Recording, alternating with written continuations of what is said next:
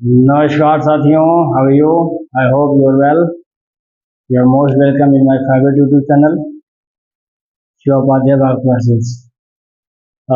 साथियों, आज हम लोग देखने वाले हैं क्लास 12 का जो आगाज सीरीज चल रहा था, उसमें एक और टॉपिक देखने वाले हैं जिसका नाम है फर्टिलाइजेशन। इससे पहले हम लोगों ने देखा था साथियों मेंस्ट्रुएशन साइकिल। मेंस्ट्रुएशन साइकिल में हमने आपको सारे फेजेस बता दिए थे, जैसे मेंस्ट्रुएशन देखा था आपने, उसमें फॉलिकुलर फेज देखा था और कौन सा ल्यूटियल फेजेस, यानी हम लोगों ने मीनोपॉज, मिनार्ची अवस्था, प्यूबर्टी सिचुएशन, एवरीथिंग हम लोगों ने देखा था। प्राइमरी ओसाइट क्या था, सेकेंडरी ओसाइट क्या था, प्राइमरी फॉलिकल क्या था, सेकेंडरी फॉलिकल क्या था और टर्शियरी फॉलिकल क्या था। ये किस तरह से अपने अंदर से ग्रेफियन फॉलिकल सिक्रीट करते थे और किस तरह से एंड्रोजन हार्मोन निकलता था, एस्ट्रोजन का क्या काम था और कार्पस ल्यूटियम जो था वो क्या करता था। Everything already we have done and now today we will talk about the fertilization comma. इसमें हम देखने वाले इम्प्लांटेशन भी देखेंगे, इसमें कुछ सेक्स डिटर्मिनेशन के बारे में भी जानेंगे। तो देखिए, ये टॉपिक बहुत इंपॉर्टेंट होगा आप लोगों के लिए। वीडियो को बिल्कुल आप स्किप नहीं करेंगे, एकदम कंटिन्यू प्रॉपर देखेंगे। वीडियो अच्छा लगेगा तो लाइक कमेंट शेयर जरूर करेंगे और बिल्कुल अपना नोट्स आप बना लीजिए, नोट्स निकालिए। चलिए, जो लिखाता हूँ लिखते भी चलेंगे, इंपॉर्टेंट टॉपिक्स हम नोट दिखाते भी रहेंगे। तो आइए, लेट नहीं करेंगे। आपको पता है कि फर्टिलाइजेशन क्या है? मेल और फीमेल गैमेट का आपस में फ्यूज करना, यानी उसके प्रोन्यूक्लियाई का फ्यूजन करना, जिससे एक डिप्लॉयड जाइगोट का फॉर्मेशन हो रहा है। ये तो होता है ना। तो वही सारी चीजें बहुत ही शॉर्ट है। क्या है इसमें? कैरियोकाइनेसिस क्या है, एम्फोमिक्सिस क्या होता है, साइटोकाइनेसिस क्या है, ये तमाम चीजें भी इसमें देखने वाले हैं। तो आइए, लेट नहीं करने वाले हम इसमें बात करेंगे। इसमें the process of fusion of sperm and ovum is called fertilization. क्या बोलते हैं इसको? फर्टिलाइजेशन। ये समझ में आई होगी बातें। अच्छा, इसमें अगर मैं ये बात करूं कि स्पर्म ओवम में क्या फ्यूज करता है, तो यह एक डेवलपिंग जाइगोट, यानी इसके क्या करते हैं, जो प्रोन्यूक्लियाई होंगे, यही प्रोन्यूक्लियाई आपस में फ्यूज करते हैं। ठीक है ना भाई? स्पर्म में जो कि हैप्लॉइड है उसका अपना एक न्यूक्लियस होगा, ओवम उसका अपना एक न्यूक्लियस होगा, हैप्लॉइड है। तो दोनों के जो अभी फ्यूज नहीं करने वाले हैं तो ये प्रोन्यूक्लियाइस है, और जब फ्यूज करेंगे तो डिप्लॉयड जाइगोट का फॉर्मेशन हो जाएगा। तो इसको प्रोन्यूक्लियाइस का फ्यूजन भी कह सकते हैं। यहाँ पर समझ में आई इतनी बातें? फिर हम देख सकते हैं ये होता कब है दोस्तों। होता क्या कि during the copulation, during the copulation जो सीमेन होता है, ये सीमेन released from पेनिस। कहां से होता है ये? Released from penis. कहां तक जाएगा? Into ovum. इसको क्या बोलते हैं? इसको इंसेमिनेशन बोलते हैं। इंसेमिनेशन के नाम से जानते हैं, आपको पता हो गया। यानी कि ड्यूरिंग द कपुलेशन, यानी कि हम कहते हैं जो क्वार्टस का टाइम जो होता है उस दौरान आप देखेंगे तो पेनिस के माध्यम से क्या निकलेगा? सीमेन रिलीज किया जाएगा। वो कहां तक जाएगा? वो जाएगा हमारा वेजाइना के पास, और वेजाइना में जब वो डिपॉजिट हो जाता है ऐसे सिचुएशन को इंसेमिनेशन बोलते हैं। अच्छा, वो स्पर्म मोटाइल है, आपको पता होगा कि स्पर्म क्या होते हैं? स्पर्म रैपिडली, स्पर्म हमारे क्या होते हैं? स्विम कर जाते हैं। Sperm swim rapidly. अब कहां तक ये जाएंगे बेटा? रैपिडली पास थ्रू, कहां से पास होगा? सर्विक्स से। कहां से? सर्विक्स से, ठीक है ना। और इंटर कहां पे करेगा? Inter into uterus. और फाइनली आप देखेंगे कि फाइनली कहां पे पहुंचेगा बेटा? Finally reach ampullary region. आपको पता होगा कि आपने पढ़ा होगा, तो यहाँ पर आपने इस तरह का स्ट्रक्चर्स पढ़ा होगा। ये जो भाग था स्टमस का था, ये भाग जो हमारा क्या था? एम्पुला वाला भाग था। और यहाँ पर आप देखते थे, यहाँ पर ये भाग कौन सा था? इनफंडिबुलम था। ये तो फिम्बरी था। ये फिम्बरी क्या करता था? ओम को पकड़ता था, पकड़ पकड़ के इनफंडिबुलम को सरका देता था। ये सरकता हुआ दे देता था एम्पुला के पास, जो कि ब्रॉड पार्ट था इस ओविडक्ट का, और ये फिर चला जाता स्टमस के पास। ये तीनों पार्ट मिलकर के क्या बनाते थे? फेलोपियन ट्यूब बनाते थे, यानी ओविडक्ट के रूप में जाना जाता है। तो ओविडक्ट के इस एम्पुलरी वाले भाग के पास यहाँ पर यानी हम अगर पूछा जाए कि मेन साइट फर्टिलाइजेशन क्या, तो हम तो ओविडक्ट कहते हैं, लेकिन वास्तव में अगर देखा जाए तो ये जो जंक्शन है स्टमस का और एम्पुलरी का, इसी जंक्शन में फर्टिलाइजेशन क्या होता है, वो होता है। और यहाँ पर मान लेते हैं सरकते सरकते आप देखेंगे कि ये जो होते हैं यहाँ पर किस तरह से ये अपना यहाँ से चले आते हैं और ये आकर के इसी फैलोपियन ट्यूब में यहाँ पर ओम हो जाता है इस तरह से, और इधर से स्पर्म आ रहा होता है। स्पर्म इस सेरेविक्स के माध्यम से होता हुआ, इस सेरेविकल कैविटी के माध्यम से होता हुआ फिर यहाँ पर वजाइना के थ्रू कहाँ पर पहुंच जाएगा, यहाँ पे पहुंच जाएगा। तो ये आपस में यहाँ पे फ्यूज करते हैं, फाइनली इसी स्टमस और एम्पुलरी के जंक्शन में क्या होता है, फर्टिलाइजेशन हो जाता है। क्लियर है बात यहाँ तक? आगे हम देख सकते हैं इसमें, फिर देखेंगे इसमें ओवम जो होता है ये रिलीज्ड होता है, क्या होता है, released by ovary are also transported to ampullary region, जो भी मैंने आपको बताया है, ampullary region where fertilization, where fertilization क्या होते हैं, आकर या take place, fertilization take place है ना, एंड इसी यानी ऑफ फैलोपियन ट्यूब। भाई ये किसका भाग है, ये फैलोपियन ट्यूब का जो भाग तो पूरा है, स्टमस और ये वाले एम्पुलरी जंक्शन, तो यहीं पे आपस में क्या होते हैं, आपस में फ्यूज कर जाते हैं। ठीक है, यहाँ तक बात है। अब इसमें कुछ बातें और हम लोग देखेंगे, जैसे इसमें आपको ये बता देता हूं मैं कि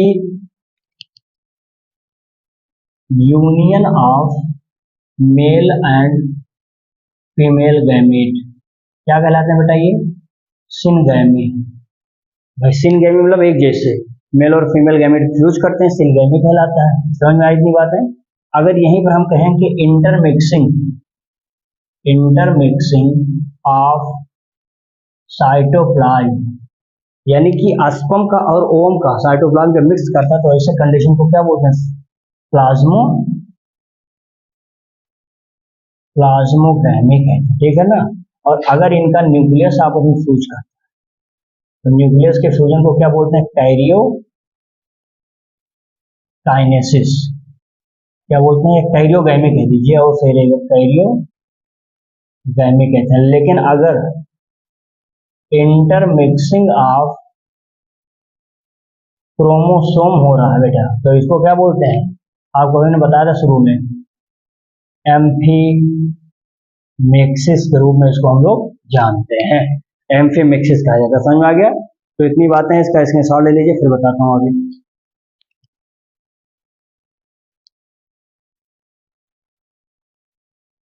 तो चलिए, यानी आपने इसमें देख लिया कंफर्म कि किस तरह से आपस में मेल फीमेल फ्यूज करके सिनगैमी बनाते हैं, कैसे उनके साइटोप्लाज्म फ्यूज करके प्लाज्मोगैमी बनाते हैं, कैसे स्पर्म और ओवा का न्यूक्लियस फ्यूज करके कैरियोगैमी बनाता है, और दोनों के क्रोमोसोम आपस में फ्यूज करके किस तरह से एम्फोमेक्सिस बनाते हैं। तो ये चार बातें इंपॉर्टेंट थी, ये भी आपने समझ लिया।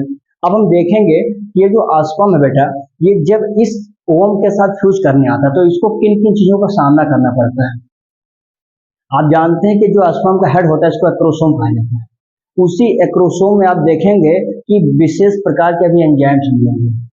उस एंजाइम्स के अंदर आप देखेंगे जो एंजाइम फिल्ड रहता है एक्रोसोम के अंदर, उसी की मदद से ये इसके कोरोना को क्या करता है, पेनिट्रेट करता है, और ये जोना पेलोसिडा को चीरते फाड़ते हुए ये ओम के पास पहुंच जाता है और उसके न्यूक्लियस से क्या करता है, फ्यूज करता है।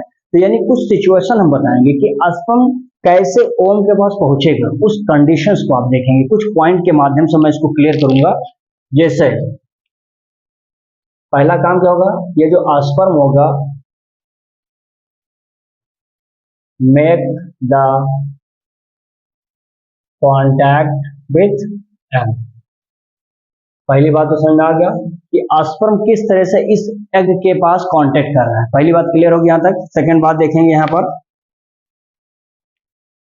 जो एक्रोसोम वाला भाग है, एक्रोसोम क्या करेगा, ये रीच करेगा, acrosome reach with zona pellucida. तो यानी हमने देखा कि ये जो एक्रोसोम वाला, आपने पढ़ा होगा इस तरह से स्ट्रक्चर से, ये इस तरह का स्ट्रक्चर आपने पढ़ा होगा, ये सब भाग पूरा।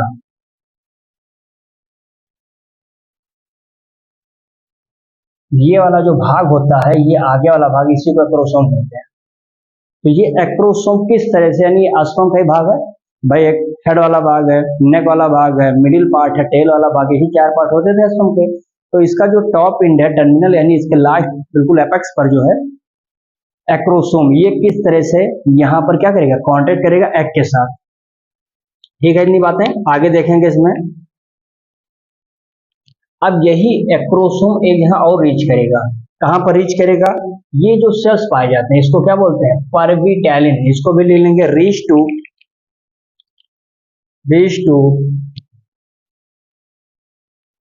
परविटेलिन स्पेस, यानी ये आना है इसको यहाँ पर, लेकिन अब ये क्या करेगा, पहले तो ये क्रॉस करेगा जोना पेलोसिटा से मिलेगा, उसके बाद में पहुंच जाएगा किसके पास, परविटेलिन स्पेस के पास पहुंचेगा, या परविटेलिन स्पेस या सेल के पास पहुंच जाएगा। ठीक है ना, तो ये कौन कर रहा है, एक्रोसोम ही कर रहा है, ये बात ध्यान से देखिएगा इसको।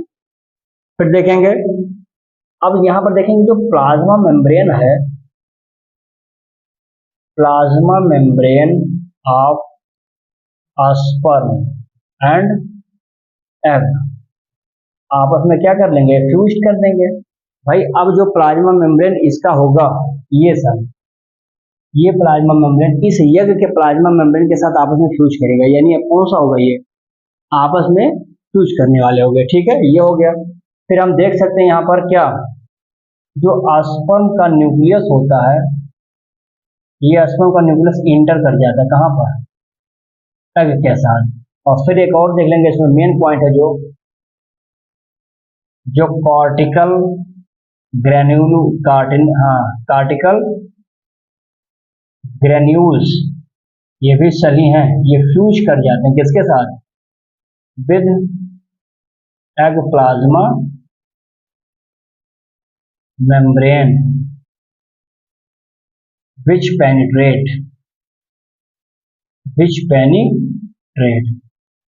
यानी हम कह सकते हैं जो कार्टिकल ग्रेन्यूल्स वाला होता है, ये फ्यूज करता है एग के प्लाज्मा मेम्ब्रेन के साथ, तो वहां पर क्या करता है, पेनिट्रेट कर देता है, यानी उसको आर पार फाड़ देता है। क्लियर यहां तक बात है। अब यहाँ पर एक नोट्स आपको मैं बहुत इंपॉर्टेंट बताऊंगा, जो कि बहुत ही जबरदस्त नोट्स बनेगा। देखेंगे, एक साइंटिस्ट है बेटा, जिसका नाम था F.R. लिली, इन्होंने बेटा सबसे पहले फर्टिलाइजेशन की जो थ्योरी थी उसको प्रपोज किया था। यानी इन्होंने कौन सा थ्योरी दिया था, फर्टिलाइजेशन थ्योरी सबसे पहली बार किसने प्रपोज किया था, कब, 1914 में, जो किस पर आधारित था, विच इज बेस्ड, ये आप पढ़ेंगे, विच इज बेस्ड, एक होता है सी अर्चिन, जो कि हमारा क्या होता है, एक प्रकार से हम कर देंगे एक इकाइनोडर्म है, ठीक है ना। अकॉर्डिंग टू दिस थ्योरी क्या होता है बेटा, जो एग होता है, यानी हम जिसको ओवम कहते हैं, जो एग होता है यानी ओवम होता है, ये सिक्रीट करता है बेटा अपने अंदर से क्या, सिक्रीट ए केमिकल। देखिए, इस थ्योरी के अनुसार उन्होंने बताया कि एक केमिकल सिक्रीट करता है वो एग, उस केमिकल का नाम क्या, उस केमिकल का नाम लिखेंगे, बहुत इंपॉर्टेंट है, फर्टिलाइजिन।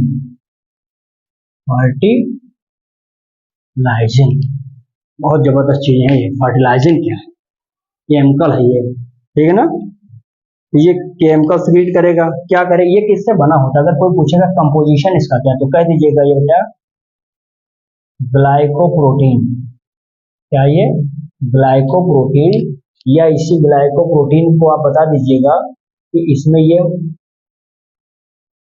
मोनोसेक्राइड, या यहाँ पर लिख देता हूँ ग्लाइकोसेक्राइड क्या है, मोनोसेक्राइड और प्लस एमिनो एसिड।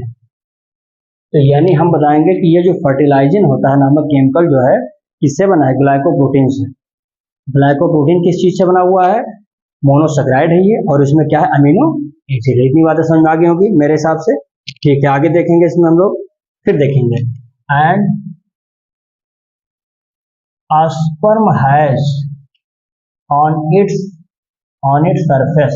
अब स्पर्म क्या करेगा, स्पर्म इसके सरफेस पर ऑफ प्रोटीन प्रोटीन सब्सटेंस यानी प्रोटीन सब्सटेंस वाला जो भाग है, वो वाला जो भाग है, उसी पर जा करके क्या होता है, आपस में चिपक जाते हैं। और इस सब्सटेंस को हम लोग कहते क्या है, और ऐसे कंडीशंस को बेटा कहा जाता है एंटी फर्टिलाइजिंग।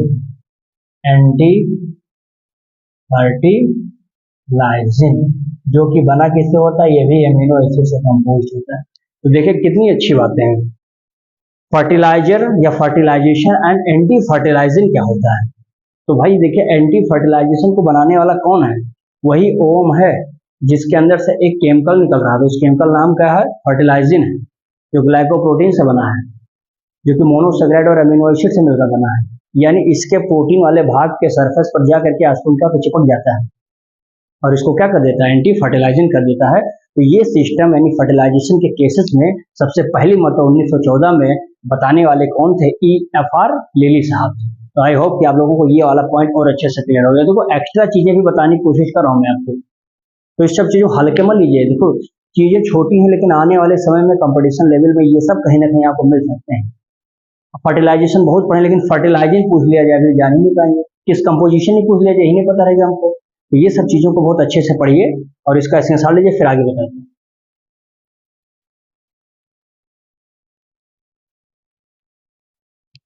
चलिए अब देखेंगे कि सबसे पहले आइडिया किसने दिया था। यानी आइडिया अगर आपसे पूछा जाएगा कि आइडिया की बात किसने की थी फर्टिलाइजेशन में,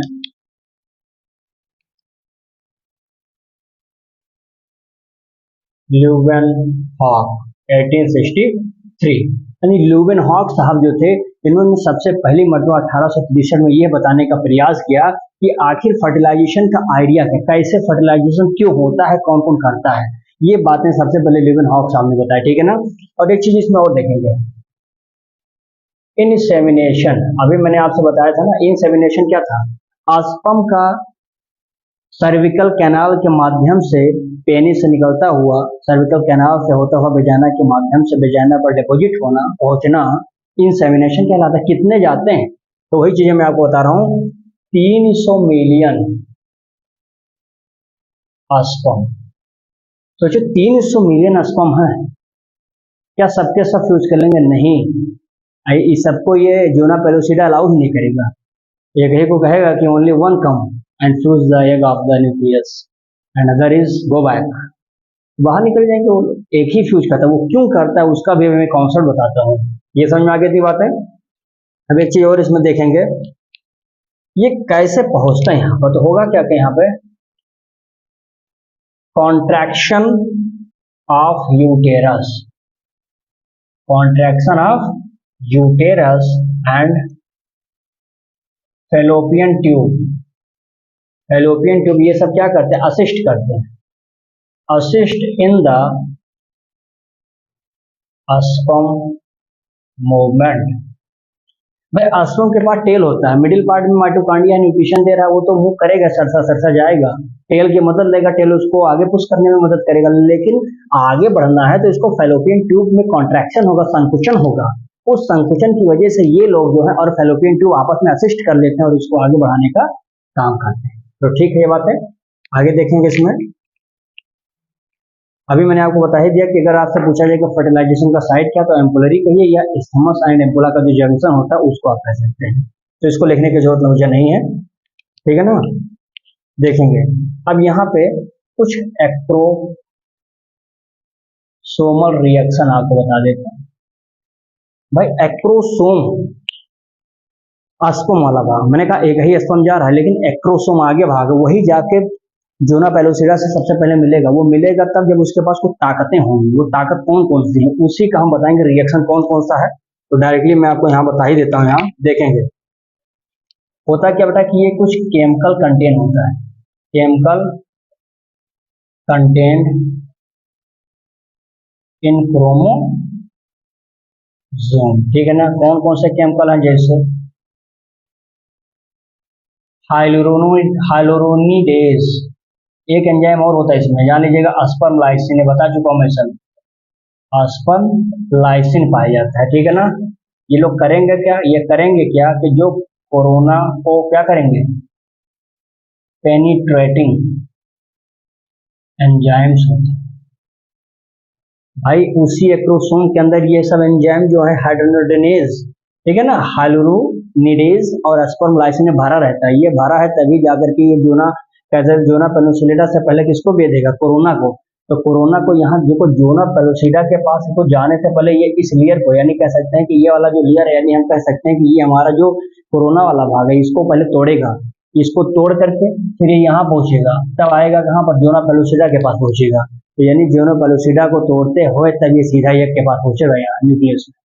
ये तभी संभव है जब एक्रोसोम के अंदर पाए जाने वाले जो केमिकल्स होते हैं, जिसको आपने कहा क्या नाम, जरूर याद रखिएगा भैया, हाइलोरोनिडेज एंजाइम या अस्पर्मलाइसिन नामक एंजाइम, ये फिल है एक्रोसोम के खोपड़ी में, तब जाकर के ये सब काम हो पा रहा है, ठीक है ना। ये हो जाएगा, फिर देखेंगे यहाँ पर इससे होगा क्या, इसमें जोनालाइसिस होगा।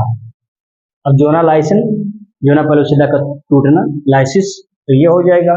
फिर आप बता, इसमें होगा क्या, पीएच की वैल्यू चाहिए, इसमें आपको कैल्शियम की वैल्यू चाहिए, मैग्नीशियम आयंस की वैल्यू चाहिए, यानी इसमें कुछ ना कुछ कॉन्ट्रैक्शन भी चाहिए, संकुचन भी चाहिए, तभी ये टूटेगा। इसे थोड़े ना नॉर्मल है कि जाकर तोड़ दोगे, नहीं, कुछ कॉन्ट्रैक्शन होगा इसमें, टेम्परेचर भी मेंटेन चाहिए, तब जाकर के एक पर्टिकुलर टेम्परेचर भी चाहिए। फिर होगा क्या कि जो प्लाज्मा मेम्ब्रेन पीएम ऑफ अस्पम, ये फ्यूज्ड करेगा किसके साथ, विद पीएम ऑफ सेकेंडरी ओओसाइट। प्रश्न ये उठा, सेकेंडरी ओओसाइट हमने क्यों कहा, सेकेंडरी ओओसाइट है तो क्या रिलीज करता था, ओम करता था, प्राइमरी वाले से कोई मतलब है नहीं। जब ग्रेफियन फॉलिकल कन्वर्ट होता था, याद करिए, तो सेकेंडरी में कन्वर्ट, यही सब बातें हो रही थी, सेकेंडरी ओओसाइट के साथ फ्यूज कर जाएगा, समझ में आ गया ये बातें। अब क्वेश्चन हमारा ये आया कि आखिर सर एक ही क्यों फ्यूज कर रहा है, बहुत सारे फ्यूज कर लेना चाहिए, जब इतने, जब आपने बताया 300 मिलियन जब निकल रहे हैं, तो 300 मिलियन अस्पम अगर एक बार में इंसेमिनेशन हो रहा है, तो सर क्यों नहीं कम से कम 15-20 हो जाए। क्या रीजन है, देखो यहाँ पर मैं रीजन भी बता देता हूँ। देखो रीजन सीधा समझिएगा, मैं इसी ब्लू पेन से लिख रहा हूँ, देखेंगे होगा क्या कि जो बेटा यहाँ पर अभी मैंने आपसे बताया था, कॉर्टिकल ग्रेन्यूल्स वाला भाग है, कॉर्टिकल ग्रेन्यूल्स होता है ऑफ सेकेंडरी ओओसाइट, ठीक है ना।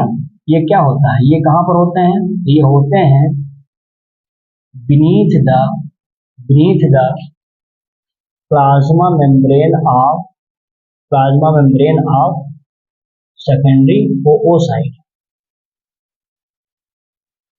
फिर लिखेंगे both are fused, both, अच्छा both जब मैंने कहा तो आप कौन कौन समझेंगे, सेकेंडरी oocyte है, ठीक है ना, और कौन सा भी है इसमें, जोना पेलुसिडा, याद रखिएगा, ये आपस में क्या करेंगे, दोनों साथ फ्यूज करेंगे, both are fused and release करेंगे यहाँ से, एंड रिलीज्ड, क्या रिलीज करेंगे, अपने कुछ content, and release their contents, ठीक है ना। इंक्लूड, उसमें क्या होगा, इंक्लूड कॉर्टिकल, में थोड़ा दिक्कत है, क्या रहेगा उसमें,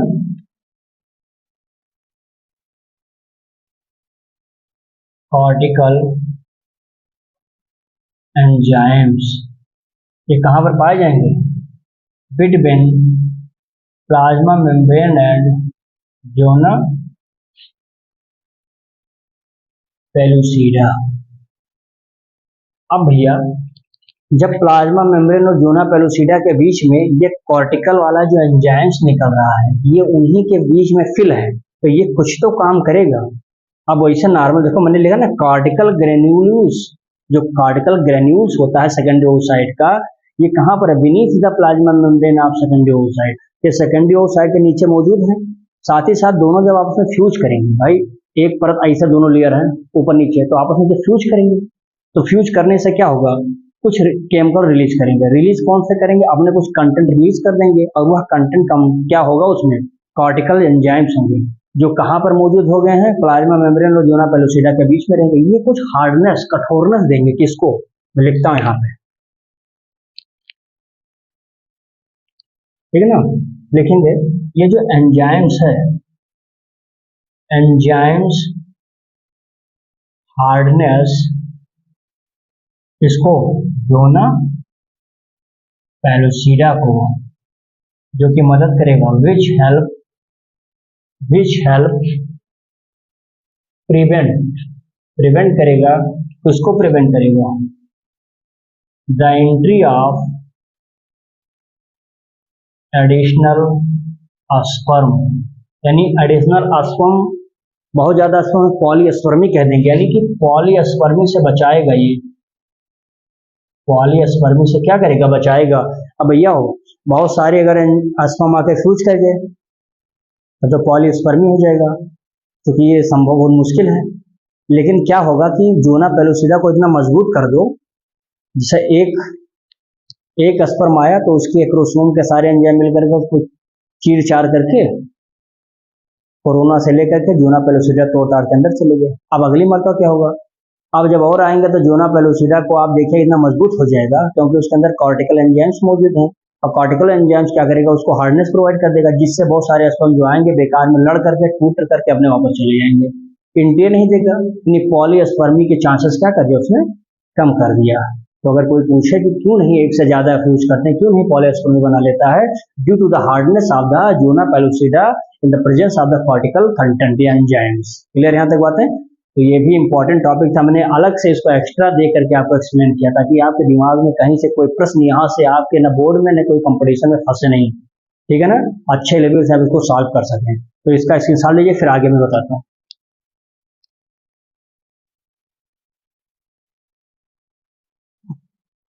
चलिए देखिए, इसमें एक छोटा टॉपिक और बचा है अभी, सेक्स डिटर्मिनेशन। आपको पता है बेटा, सेक्स डिटर्मिनेशन होता है सेक्स का निर्धारण करना, यानी बच्चा पैदा होगा कि बच्ची पैदा होगी, ये डिसाइड कौन करता है? वैसे तो हम लोग पेरेंट्स को कहते हैं, यानी कि पापा को कहते हैं, फादर को कहते हैं। क्योंकि अगर उनका वाई क्रोमोसोम जा करके फीमेल यानी मदर के एक्स के साथ फ्यूज करता है तो एक्स वाई होने का अर्थात हो गया कि लड़का। अगर पिता का एक्स वाला माता के एक्स के साथ फ्यूज करता है तो एक्स एक्स अर्थात हम कह सकते हैं कि फीमेल होगी, यानी कि लड़की पैदा होगी। यानी दैट मीन्स हम कह सकते हैं कि जो फीमेल बेबी होगा, यानी यहाँ पर अगर मैं यहाँ से बताऊं आपको कि जो ह्यूमन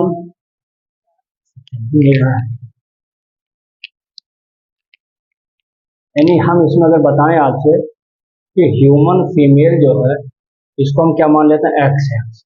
और ह्यूमन जो मेल होता है इसको क्या मान लेते हैं? एक्स वाई मान लेते हैं। कितनी बातें समझ आएगी? अच्छा, टोटल आपको पता होगा, टोटल आपको पता होना चाहिए कि कितने क्रोमोसोम्स होते हैं हमारे शरीर में। ये सेल है, सेल का न्यूक्लियस है, 23 पेयर क्रोमोसोम है, 22 इसमें हमारे क्या होते हैं बेटा? ऑटोसोम होते हैं। 23rd वाला पेयर क्या कहलाता है? ये सेक्स क्रोमोसोम या रिप्रोडक्टिव क्रोमोसोम। यानी अगर इस ऑटोसोम वाले में किसी प्रकार का चेंजेस हुआ है तो ये क्या होगा कि पेरेंट्स यानी one generation to another generation में नहीं जाने वाला है। लेकिन अगर इसमें कोई यानी सेक्स क्रोमोसोम में अगर कोई चेंजेस हुआ है, that means it can be carry from the one generation to another generation. जैसे मैं एक एग्जांपल से बताता हूँ, सोमेटिक में जैसे मान लेते हैं कि एक लिजार्ड है, और लिजार्ड का मान लीजिए जो टेल वाला भाग है जो कि सोमेटिक सेल है। भाई शरीर के सारे सेल सोमेटिक हैं except the 23rd pair of chromosome. तो मान लीजिए कि उस लिजार्ड के केसेस में आप देखेंगे कि उसका छिपकली का पूंछ अगर मान लीजिए किसी वजह से, किसी इन्वायरमेंटल फैक्टर की वजह से कट गया, अब क्या जो उसके बच्चे जन्म लेंगे आने वाले समय में, क्या सबके पास पूछ नहीं होगा? यानी सब कुछ कट्टे तो पैदा होने वाले हैं नहीं, यानी सबके पास पूछ होगा। बिकॉज वो जो पूछ कटा वाला भाग था वो सोमेटिक सेल में था। Somatic cell can not be carry from one generation to another generation, but reproductive can be carry. Somatic था, इसीलिए उसके आने वाले जो पीढ़ियां हैं, उसकी जनरेशन है, उसमें वह कैरेक्टर आगे शो नहीं कर पा रहा है।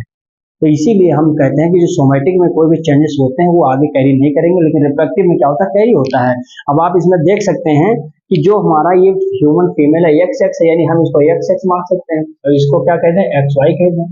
भाई half number of chromosome, half number of chromosome, यानी फीमेल्स में आधा ओम यहाँ पर, आधा ओम यहाँ पर है, ठीक है ना, ये आपस में चूज करते हैं। तो देखिए ये बना देंगे क्या, एक्स एक्स, इसके साथ करेगा एक्स वाई, यहाँ पर आप देखेंगे तो एक्स और ये एक्स, और यहाँ पर ये करेगा तो एक्स वाई, यानी आप देखेंगे एक्स वाई और ये एक्स एक्स, ये एक्स है, यानी 50% चांस किसके हैं, गर्ल्स के हैं, और 50% चांस किसके हैं, बॉयज के हैं। यानी 50% लड़के भी हो सकते हैं, 50% लड़कियां भी हो सकती हैं। ये दोनों संभावनाएं क्या होती हैं, हो सकती हैं। तो उससे डिटर्मिनेशन में ज्यादा कुछ जाना नहीं, बहुत ईजी जो मैंने आपको बताया 4-6 पॉइंट, बस यही अगर दिमाग में बना लेंगे, बस इससे ज्यादा कुछ नहीं है। अब इसमें एक टॉपिक इसमें इम्प्लांटेशन वाला, वो भी मैं बता देता हूँ, इसका स्क्रीनशॉट ले लीजिए।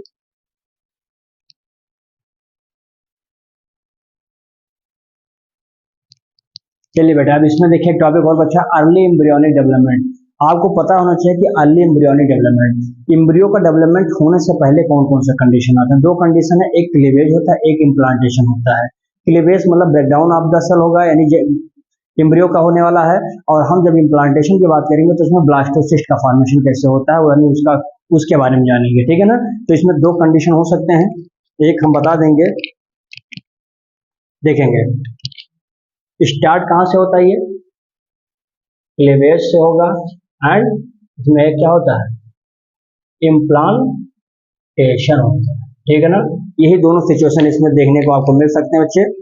अब इसमें अगर मैं यहाँ पे बात करता हूँ इम्प्लांटेशन वाली बात, यानी सॉरी क्लीवेज वाला अगर मैं बात करता हूँ यहाँ पर,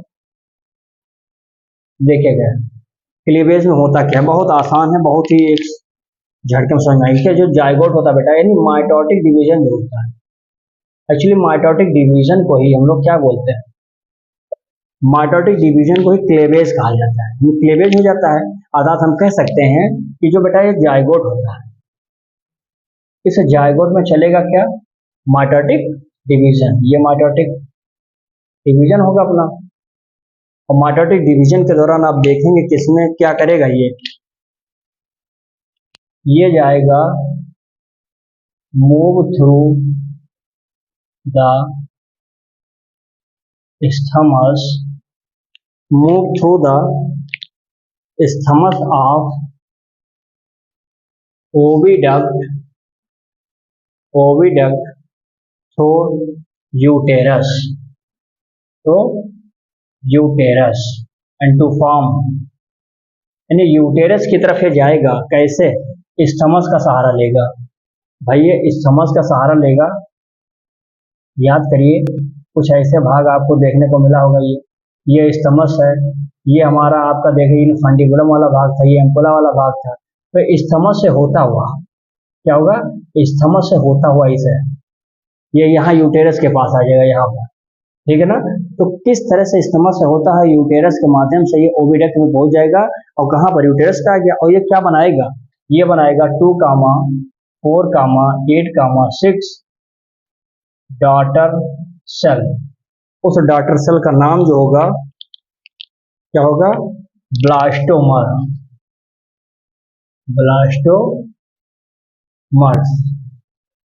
इसका नाम क्या पड़ जाएगा, ब्लास्टोमर हो। यानी जाइगोट का डिवीजन यानी मूव किस लिए कर रहा है, through the isthmus of oviduct through the uterus to form the 2, 4, 8, 16 daughter cells बनाएगा, जिसका नाम होगा ब्लास्टोमर। क्लियर यहाँ तक बात है। तो ब्लास्टोमर यानी जाइगोट ही डिवाइड कर दिया है 2, 4, 8, 16 डॉटर सेल में, जिसका नाम है ब्लास्टोमर। क्लियर यहाँ तक बात है। आगे देखेंगे अब इसमें, अब देखेंगे दोस्तों होगा क्या कि जो ये एम्ब्रियो है, एम्ब्रियो क्या करता है, जब 8 to 16 ब्लास्टोमर का हो जाता है, जब 8 to 16 ब्लास्टोमर का हो जाता है, तब इसका नाम क्या पड़ेगा, तब इसका नाम जो होगा इसको मारूला कहते हैं। क्या बोलते हैं, मारूला। तो आपको समझ आ गया मारूला क्या है। ब्लास्टोमर जब 2, 8 से 16 सेल्स के बीच के बन जाते हैं, that is called the blastomere is called the morula. Clear यहाँ तक, ये मारूला कहलाता है। और यहाँ पर आप देख सकते हैं मारूला जो कि होता क्या, एक सॉलिड मास लाइक एक स्ट्रक्चर होता है, ठीक है ना, जो आप देख सकते हैं कि मलबेरी की तरह आपको देखने को मिलेगा, इतना सॉलिड हो जाता है, हार्ड हो जाता है। तो क्या मेरी बातें यहाँ तक आपको क्लीवेज समझ में आ गया होगा, बहुत आसान है क्लीवेज।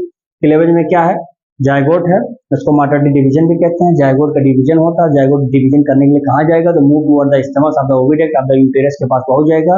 वहां पर ये 2, 4, 8, 16 डॉटर सेल का फॉर्मेशन करेंगे, ब्लास्टोमर के नाम से जाना जाएगा। वही ब्लास्टोमर जब 8 से 16 सेल का बन जाता है, that is called the morula कहा जाएगा। Morula is solid mass like structure होगा, लाइक द मलबेरी हो जाता है। समझ में आएगा? तो ये हमारा खत्म इतना भाग।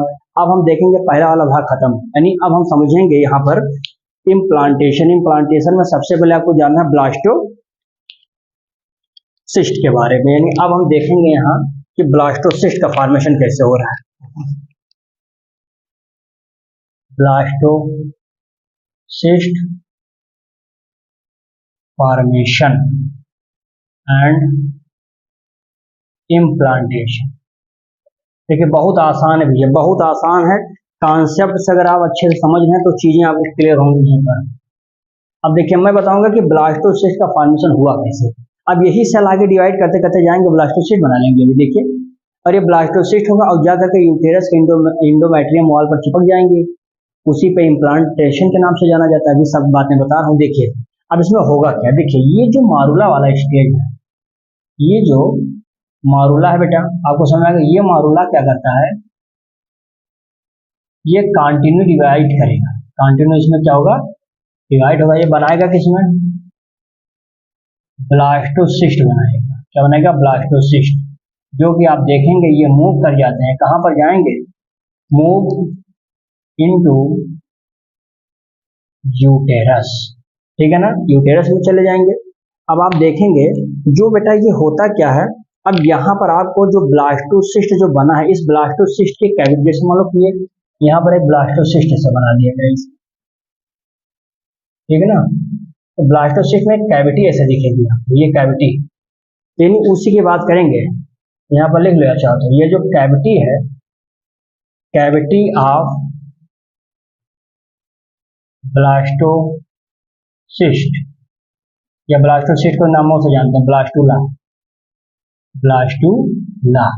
तो ब्लास्टोसिस्ट का होता है, ब्लास्टुला का, इसको क्या नाम दिया जाता है। तो अगर ब्लास्टोसिस्ट या ब्लास्टुला की कैविटी के बारे में पूछा जाएगा तो नाम क्या पड़ेगा, तो बता देंगे, इसका हम नाम दे देंगे बेटा, क्या दे देंगे, ब्लास्टोसील, ब्लास्टोसील। क्या मेरी बात यहाँ तक समझ आ रही है, ब्लास्टोसील समझ आ गया। ब्लास्टोसील क्या है, इसी ब्लास्टोसिस्ट की जो कैविटी होती है, that cavity is called as the blastocyst. किसकी कैविटी, ब्लास्टुला की या ब्लास्टोसिस्ट की। क्लियर यहाँ तक बात है, आगे देखेंगे इसमें। अब होगा क्या बेटा, ये जो ब्लास्टोमर वाला भाग हमारा था यहाँ पर, अब ये ब्लास्टोमर करेगा क्या, यानी ये जो 8 से 16 ब्लास्टोमर, यानी यही ब्लास्टोमर ही तो कहीं ना कहीं किसी में एडजस्ट होगा। यानी अब इसमें हम आगे बताएंगे ब्लास्टोमर्स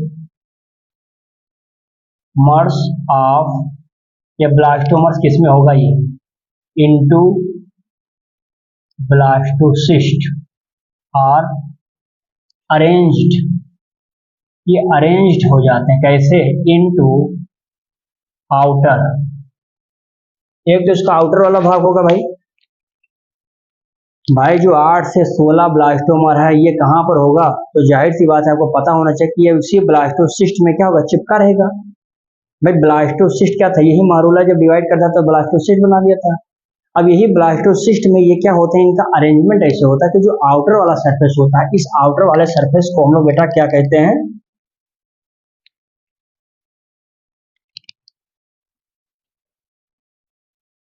देखेंगे इसमें क्या लिखा है, ब्लास्टोसिस्ट स्ट्रक्चर, क्या लिखा है, blastomere into blastocyst are arrange into the outer layer. अच्छा आउटर लेयर, अच्छा आउटर लेयर, इसका नाम क्या हो जाएगा बेटा, तो आउटर लेयर का नाम हम बता देंगे यहाँ पे, ट्रोफोब्लास्ट। क्या नाम हो जाएगा, ट्रोफोब्लास्ट। एंड अब यहाँ पर देखेंगे ये इनर वाला भाग आएगा, एंड इनर वाला भाग क्या कहलाता है, तो इनर वाले भाग को हम लोग बोलते हैं, इनर वाले भाग का नाम हो जाएगा इनर सेल मास। क्या मेरी बात समझ में आ रही है, तो ब्लास्टोसिस्ट का आउटर भाग ट्रोफोब्लास्ट, जो कि नरिशमेंट देगा इंद्रियों को, भी एनर्जी देगा ये, तो ये आउटर वाला नरिशमेंट देगा। इनर वाले का नाम क्या हो जाता है, इनर वाले का नाम क्या भाई, इनर सेल मास। ये दो बहुत इंपॉर्टेंट बात है कि ब्लास्टोसिस्ट के दोनों आउटर और इनर सेल का नाम क्या है। आउटर वाला trophoblast which provide the nourishment to the embryo for the developing and the inner is called the inner cell mass। Clear यहाँ तक? आगे देखेंगे। अब देखिए जो ये ट्रोपोब्लास्ट है, यानी ये जो ट्रोपोब्लास्ट कांटेक्ट किसके कांटेक्ट में आता है? Contact inner cell mass of blastocyst. Blastocyst के जो भाग हैं ये सब, तो ब्लास्टोसिस्ट का जब इनर सेल के मास के कांटेक्ट में आता है हमारा ट्रोपोब्लास्ट, यानी जो देखो ऊपर नीचे सब है, लेकिन जब ये दोनों आपस में कांटेक्ट में आते हैं तब इसका नाम क्या हो जाता है? Rubber of cell. तो इसका नाम क्या हो जाता है? नाम लिख देता हूं यहाँ पे, रबर ऑफ सेल। ठीक है ना, RAUBER, तो इसको रबर ऑफ सेल के नाम से जानते हैं। ठीक है ना। अब देखेंगे, अब यही जो ट्रोपोब्लास्ट है, ये ट्रोपोब्लास्ट बेटा क्या होता है? ये गेट अटैच्ड किसके साथ? Get attach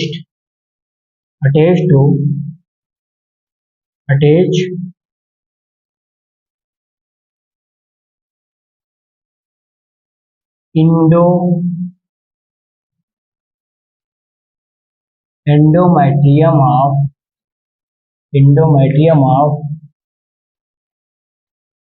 uterus and inner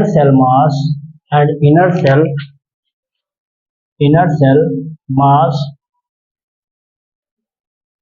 differentiated into embryo। यानी यहाँ पर हमने बताया कि जो ट्रोपोब्लास्ट है ये कहाँ पर अटैच हो जाता है? ये अटैच हो जाता है एंडोमेट्रियम ऑफ यूटेरस के वाल से, एंड जो इनर वाला सेल क्या करता है? वो डिफरेंशिएट हो जाता है एम्ब्रियो में। यानी हमने डायरेक्टली देखा कि जो ट्रोपोब्लास्ट होता है ये किसी भी प्रकार का पार्टिसिपेट नहीं करता किसमें? इस चीज में। अब यहाँ पर जो फॉर्मेशन हो रहा है एम्ब्रियो के फॉर्मेशन में किसी भी प्रकार का ट्रोपोब्लास्ट का फॉर्मेशन में जिम्मेदारी नहीं लेता है, लेकिन इनर सेल मास डिफरेंशिएट हो जाता है कि इसमें एम्ब्रियो में बन जाता है। इतनी बातें समझ आ गई होंगी। आगे देख लेंगे पॉइंट और इसमें। अब देखेंगे जो कि एम्ब्रियो, अच्छा इस एम्ब्रियो को न्यूट्रिशन कहाँ से मिलेगा? ले लेंगे टेकिंग न्यूट्रिशन फ्रॉम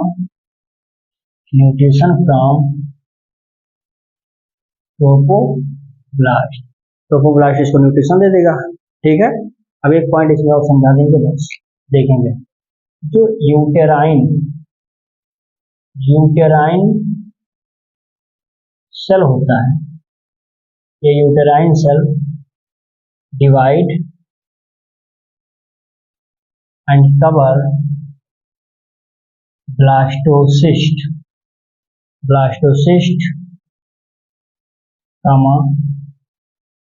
ये जो ब्लास्टोसिस्ट होता है ये बिकम कहाँ पर चला जाता है? ये ब्लास्टोसिस्ट बिकम इम्बेडेड, धंस जाता है। इम्बेडेड किसमें? इन एंडोमेट्रियम ऑफ यूटेरस। इसी का नाम क्या हो जाता है? इम्प्लांटेशन। Is called implantation. क्या बातें मेरी समझ में आ रही हैं?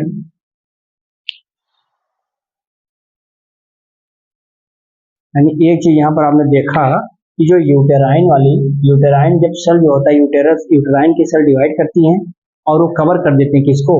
ब्लास्टोसिस्ट को चारों तरफ से कवर कर देते हैं। यूटेराइन जब सेल डिवाइड करेगा तभी ब्लास्टोसिस्ट कवर होगा चारों तरफ सेल से, और वही ब्लास्टोसिस्ट क्या होता है? जब आ करके वो कहीं ना कहीं एंडोमेट्रियम ऑफ यूटेरस की वॉल से जाकर उस पर धंस जाता है, चिपक जाता है।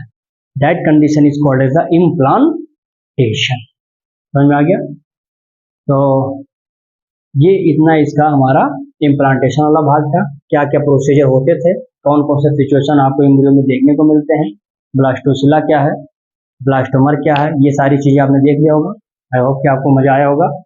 इसमें आपने मरूला भी देखा है, ये तमाम स्टेजेस अगर आप बढ़िया से एक फ्लो चार्ट डायग्राम बनाते हैं तो आपके दिमाग में कॉन्सेप्ट बिल्कुल क्लियर हो जाए। तो बस इसको आप जल्दी से इसकी मिसाल ले लीजिए, 2 छोटे-छोटे नोट एक लाइन में बता देता हूँ, बस खत्म।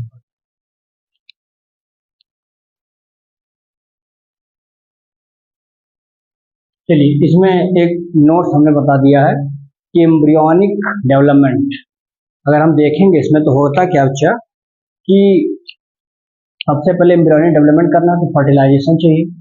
फर्टिलाइजेशन से क्या बनेगा? फर्टिलाइजेशन को एक्सप्लेन कर दिया। जाइगोट कैसे बना? जाइगोट में डिवीजन क्या था? क्लीवेज बनेगा, मारुला बनेगा, ब्लास्टुला स्टेज आएगा, फिर गैस्ट्रुला स्टेज आएगा। इस प्रकार से फर्टिलाइजेशन के माध्यम से एम्ब्रियोनिक डेवलपमेंट होता है।